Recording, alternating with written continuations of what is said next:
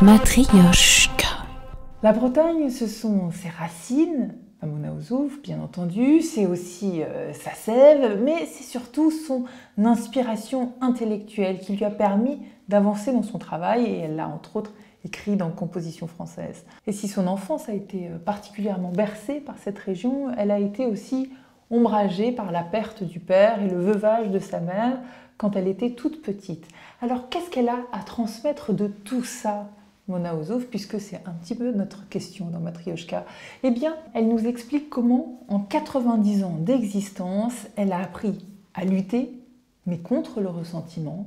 Elle a appris à faire de la liberté une devise intime et libératoire. On l'écoute. Flaubert dit « La vie est si triste qu'on ne peut pas la concevoir sans de grands allègements ». Je trouve que c'est une phrase magnifique. Bon, la vie est triste, oui, parce que la vie est une suite de pertes.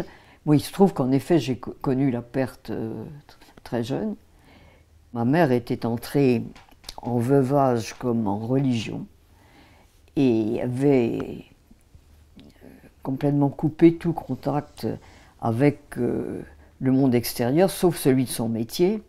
Donc, la tonalité de mon enfance est une tonalité sombre. Qu'est-ce qu'on fait de ça? Comment on transforme? Et finalement, c'est aussi la question que je vous pose au travers de ce que vous avez fait dans votre cheminement à vous. C'est pour s'en inspirer aussi. On mise sur la durée, c'est-à-dire que on essaie de ne pas perdre ses amis en cours de route. Une certaine manière de lutter contre ça, c'est tout. C'est un peu de monter la garde autour de ses sentiments.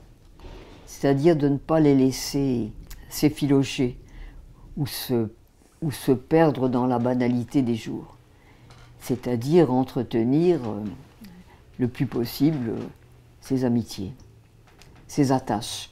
Chose qui nous ramène à la Révolution française qui a voulu construire une vie au-delà des attaches. C'est-à-dire que la première condition pour entrer dans le contrat social, c'est de s'arracher à ces motivations particulières. Et donc, il faut essayer de marier autant que possible l'héritage et la liberté. Ce que nous devons quand même à l'héritage de la Révolution française, c'est le droit de se désaffilier. C'est le droit de dire à un moment non, ça c'est pas pour moi, je n'en suis plus, et de partir. Il y a une phrase de Baudelaire là-dessus qui dit « La liberté, c'est s'en aller ». C'est très, laconique, mais ça veut dire que, quels que soient nos attachements, et nos attaches qui sont nombreuses, comme je l'ai dit à maintes reprises, il y a quelque chose qui ne nous enferme pas dans ces attaches et dont nous pouvons nous évader. La possibilité, en effet, de dire non, de changer. Vous avez des filles, des petites filles, des arrière-petites-filles. Qu'est-ce que vous leur dites? Qu'est-ce que vous dites à nos filles, après tout, de ce que vous souhaitez leur transmettre?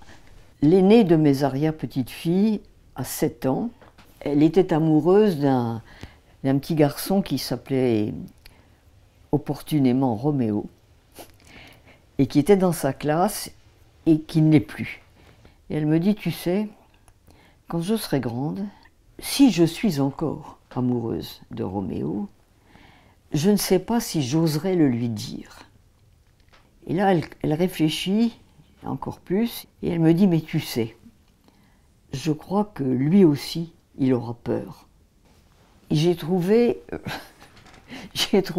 que c'était magnifique d'avoir perçu à 7 ans qu'il y a aussi une fragilité masculine. Voilà, qu'est-ce que j'ai envie de transmettre? J'ai envie de transmettre cette interrogation, ce doute qu'elle a déjà à 7 ans. Parce qu'au fond, dans la transmission, il y a 2 problèmes dans la transmission. Il y a le contenu de la transmission, qu'est-ce qu'on transmet? Et puis il y a le fait même de transmettre. Est-ce qu'on a le droit de transmettre? Là encore, la Révolution française est un bon champ d'observation Parce que la Révolution française dit il n'y a rien à transmettre du passé. Le passé est tout entier diabolisé sous le nom d'Ancien Régime. Donc on est même affranchi de l'obligation de transmettre. Or effectivement, transmettre, c'est les deux, mais ce qu'il y a de plus utile à transmettre, c'est de faire prospérer l'interrogation et le doute, et la distance, et le c'est pas si sûr, c'est pas certain. Merci beaucoup Mona Ozouf pour votre clairvoyance, votre générosité, votre lucidité et votre humilité. Merci de vous être prêté au jeu et aux questions de Matryoshka.